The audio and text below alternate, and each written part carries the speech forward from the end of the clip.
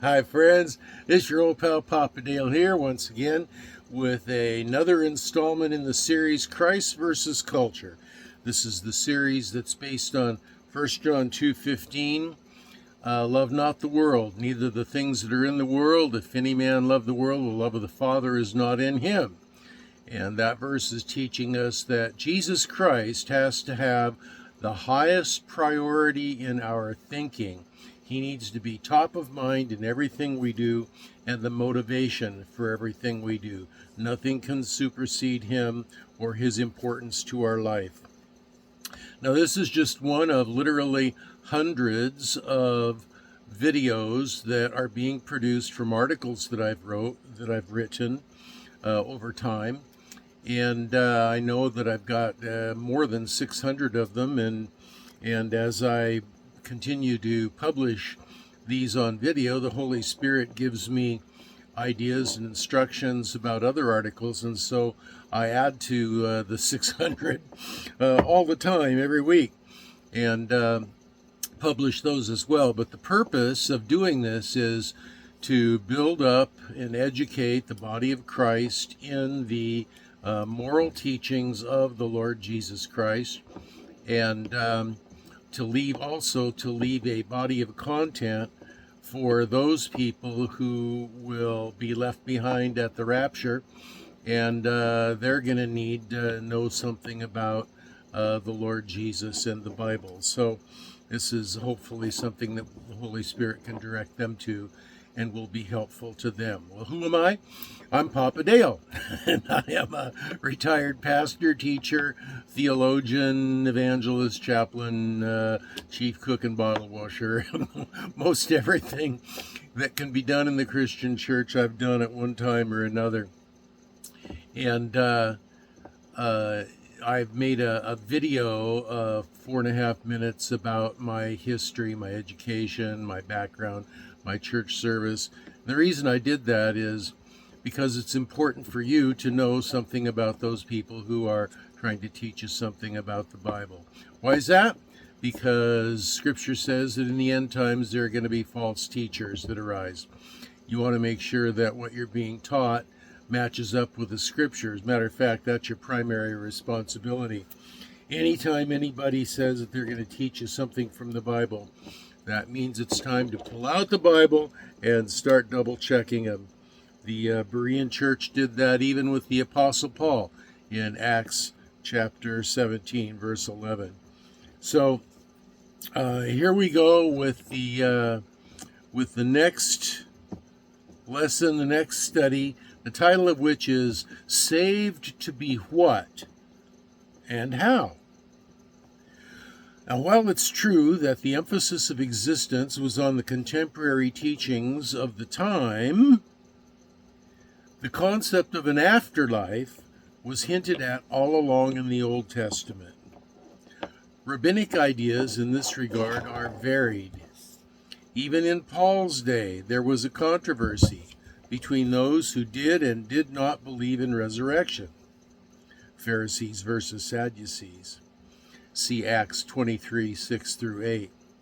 Which idea prevailed depended on which sect was ascendant at the time. Now, here are a few Old Testament verses that speak to the concept of an afterlife. King David, about 1000 BC, quote, "But now he, his son, is dead. Why should I fast? Can I bring him back again? I shall go to him, but he shall not return to me." 2 Samuel 12:23. The prophet Daniel spoke about 700 BC in Daniel 12:2, saying, quote, "Multitudes who sleep in the dust of the earth will awake, some to everlasting life, others to shame and everlasting contempt." And in the book of Job, about 1800 BC, Job 19:25 through 26 says, quote, "I know that my Redeemer lives, and that in the end he will stand on the earth, and after my skin has been destroyed, yet in my flesh I will see God." Interesting. On the one hand, His flesh is destroyed. On the other hand, his flesh will see God. Written about 1000 BC, the psalmist says in Psalm 49:15, "But God will redeem me from the realm of the dead, and he will surely take me to himself." Isaiah lived and wrote, the prophet Isaiah lived and wrote about 700 BC, 750, and he says in Isaiah 26:19, quote, "But your dead shall live, Lord, their bodies will rise." Let me start that again. I messed that up. "But your dead will live, Lord, their bodies will rise. Let those who dwell in the dust wake up and shout for joy. Your dew is like the dew of the morning. The earth will give birth to her dead." And Ezekiel, another prophet of God who lived and wrote about 600 BC, says in Ezekiel 37:12 and 13, "Therefore," actually Yahweh is speaking to Ezekiel here, "Therefore prophesy and say to them, this is what the sovereign Lord says, my people, I am going to open your graves and bring you up from them, and I will bring you back to the land of Israel. Then you, my people, will know that I am the Lord when I open your graves and bring you up from them." See, God's early focus was to create a race of physical humans on earth who would willingly love him, follow his moral principles, and whom he could adopt into his family. And that purpose is not changed. God, just because Adam sinned, and just because all of the evil things that happened in history happened, God is still God, and what he wants to do, he will make sure it gets accomplished. And so his early focus was to create a race of physical human beings on earth who would willingly love him, follow his moral principles, and whom he could adopt into his family. And in that process, here's what he did. He allowed the tares to grow up along with the wheat, but he preserved a people and winnowed them from whom would come the Savior, the Lord Jesus Christ. So he allowed history to evolve. He allowed humanity to live as they wanted, as they chose, free will and all of that.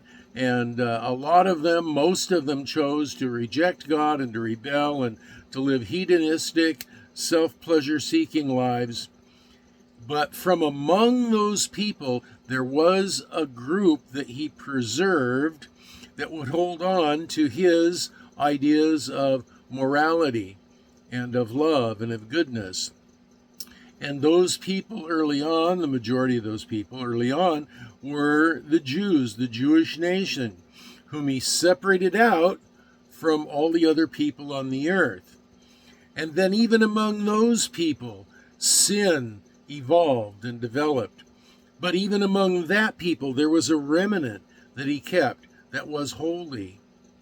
And he began to winnow them down. He began to, as he winnowed the Jews out of the total population of the earth, he began to cut down the people of the Jews to find the greatest righteous line, and to from which he could bring the Lord Jesus Christ, who would be the one sinless human being who would be the sacrifice for the sins of all the rest of us.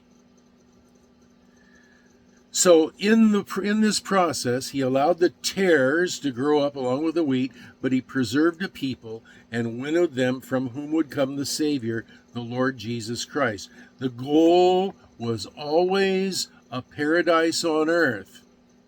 God has plans. God has goals. Mankind and Satan screws them up, at least it seems, but it doesn't defeat the ultimate outcome of his plans and goals. God will do what God chooses to do.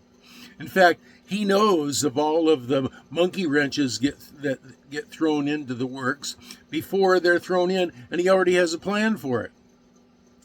So the goal was always a paradise on earth.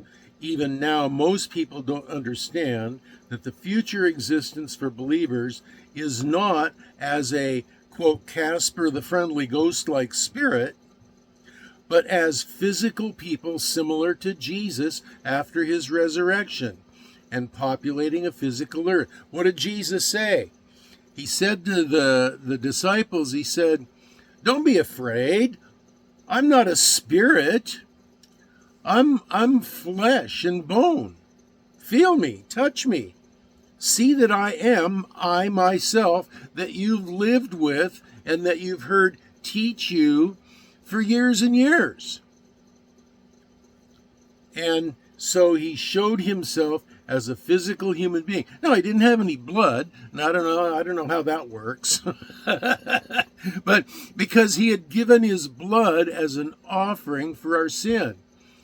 That's why specifically he said, "Touch me and feel me."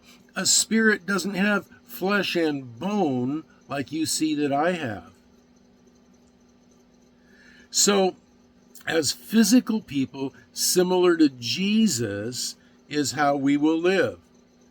Similar to Jesus after his resurrection, and we will populate a physical earth. Showing love by following the law was a good concept. But a problem arose in that process. Sinful human flesh began to focus on the law itself as divine and following it as salvific. And it never was. Salvation has always been by God's grace through faith. Ephesians 2:8-9. Always, always, always, always. Trust in the Lord with all your heart, and lean not to your own understanding in all your ways. Acknowledge him, and he shall direct your paths. Proverbs 3:5-6. Only when the knowledge that God the Holy Spirit would reside within the believer was revealed was the relationship of God and man more fully illuminated. Quote, prayer of Jesus talking to the Father, quote, "that they all may be one in you, Father, as you, Father, are in me, and I in you, that they also may be one in us." John 17:21. You see, as a component of that, the idea is manifest that a focus on external law is inferior to the focus on being led by the Holy Spirit. Quote, "There is therefore now no condemnation to them which are in Christ Jesus, who walk not after the flesh, but after the Spirit." Romans 8, chapter 8, verse 1. For in verse 2 says, "For it is the Spirit, for it is the law of the Spirit of life in Christ Jesus that has made me free from the law of sin and death," which is the law of Moses, which not that law was evil, but that law was something that reflected back to us the fact that humanity was sinful. You see, Paul goes on in Romans chapter 8 and says, quote, "For as many as are led by the Spirit of God, they are the sons of God." Romans 8:14. So it's not enough to just say, "Oh, I believe that Jesus is the Christ, the Son of the living God." That's insufficient. It's a good start, but it's not salvific, that idea. You have to believe it and receive it and accept it within yourself and say, "Thank you, Lord Jesus, for dying in my place. I accept your work on my behalf." And believing that deeply in your own heart. And that's what it means by you are then in a position of no condemnation to them which are in Christ Jesus. That means that you are in Christ Jesus at that point, who walk not after the flesh. So there is a continuing process. If you are truly sincere in your acceptance and your knowledge of what Jesus did for you and your acceptance of that, it's going to change the way you live. For as many as are led by the Spirit of God, they are the sons of God. The way you're going to live is a life being led by the Spirit of God. Romans 8:14. And then Paul goes on with an admonition. This I say then, walk in the Spirit. Galatians 5:16. Now, in addition to that, a believer who is dynamically trusting in the finished work of the Lord Jesus Christ alone has the freedom to honor him as they are so led by the Holy Spirit within them. Quote, let no man therefore judge you in meat or in drink or in respect of a holiday or of the new moon or of the Sabbath days, Colossians 2:16. Whatever you do, when it's led by the Holy Spirit, whatever you do it heartily as to the Lord, Colossians 3:24. See, the importance of the debate is found in the question, exactly what is it that saves? And the question of the debate ultimately is following the law something that saves?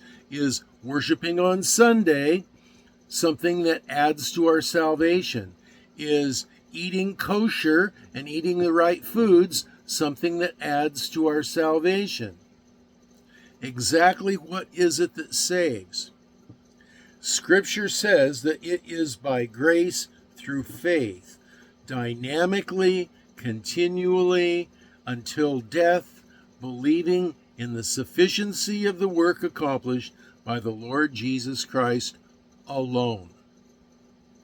No ritual, no outward forms of behavior, no law keeping, no Sunday worship, no dietary restrictions. Nothing else is salvific nor adds anything to the salvation of the believer.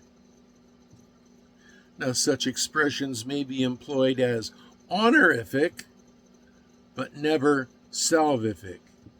Quote, I do not reject the grace of God, for if righteousness comes through the law, then Christ died in vain. Galatians 2, verse 21.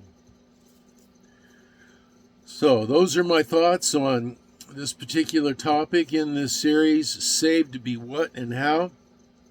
If you have comments, questions, or prayer requests, you can leave them in the comment section down below, or there is a link to my Facebook page. You can click on that and leave them there. There is also a link to these notes for this teaching down below. You can click on that and read through that and double check me with the scripture. And the next video is going to be a great one because it's being led by the Holy Spirit for me to put it on a YouTube. That's how I know it's going to be a great one, because I don't know what the title is yet. But I do know this, that if the Lord tarries and the rapture doesn't happen and he doesn't take me home in the next little while here, I will leave another video. If the Lord wills, I will leave another video for you to help you in your walk in the Spirit with Christ. And until then, this is your old pal Papa Dale saying, I'm signing off for now, and I will be praying for you that you will be well and that you will be blessed.